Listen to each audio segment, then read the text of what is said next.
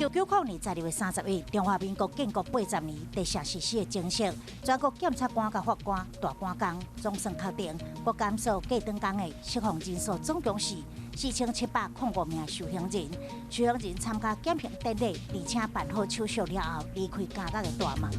1996年12月31日，正义2档外，立法院总算三读通过性侵害犯罪防治法草案，因为当年民进党妇女部主任彭婉如遇害案，就反映出性侵害防治的重要性。草案通过了后，各县市拢设立防治中心，嘛推出24小时专线，嘛是保护被害人，嘛积极防止性侵罪发生。